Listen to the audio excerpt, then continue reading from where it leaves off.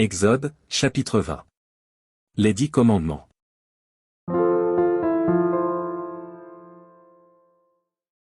Alors Dieu prononça toutes ces paroles, en disant: Je suis l'Éternel, ton Dieu, qui t'ai fait sortir du pays d'Égypte, de la maison de servitude. Tu n'auras pas d'autre Dieu devant ma face.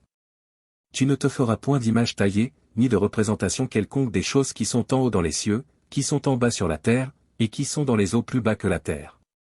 Tu ne te prosterneras point devant elles, et tu ne les serviras point, car moi, l'Éternel, ton Dieu, je suis un Dieu jaloux, qui punit l'iniquité des pères sur les enfants jusqu'à la 3e et la 4e génération de ceux qui me haïssent.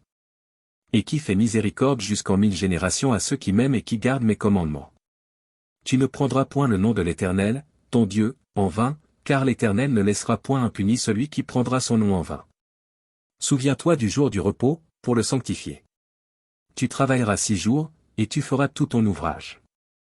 Mais le 7e jour est le jour du repos de l'Éternel, ton Dieu, tu ne feras aucun ouvrage, ni toi, ni ton fils, ni ta fille, ni ton serviteur, ni ta servante, ni ton bétail, ni l'étranger qui est dans tes portes. Car en 6 jours l'Éternel a fait les cieux, la terre et la mer, et tout ce qui y est contenu, et il s'est reposé le 7e jour, c'est pourquoi l'Éternel a béni le jour du repos et l'a sanctifié. Honore ton père et ta mère, afin que tes jours se prolongent dans le pays que l'Éternel, ton Dieu, te donne. Tu ne tueras point. Tu ne commettras point d'adultère. Tu ne déroberas point. Tu ne porteras point de faux témoignages contre ton prochain. Tu ne convoiteras point la maison de ton prochain, tu ne convoiteras point la femme de ton prochain, ni son serviteur, ni sa servante, ni son bœuf, ni son âne, ni aucune chose qui appartienne à ton prochain. Tout le peuple entendait les tonnerres et le son de la trompette, il voyait les flammes de la montagne fumante. À ce spectacle, le peuple tremblait, et se tenait dans l'éloignement. Ils dirent à Moïse, Parle-nous toi-même, et nous écouterons, mais que Dieu ne nous parle point, de peur que nous ne mourions. Moïse dit au peuple, Ne vous effrayez pas, car c'est pour vous mettre à l'épreuve que Dieu est venu, et c'est pour que vous ayez sa crainte devant les yeux, afin que vous ne péchiez point. Le peuple restait dans l'éloignement, mais Moïse s'approcha de la nuée où était Dieu.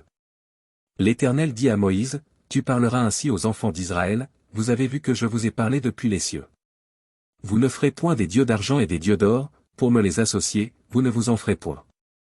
Tu m'élèveras un autel de terre, sur lequel tu offriras tes holocaustes et tes sacrifices d'action de grâce, tes brebis et tes bœufs.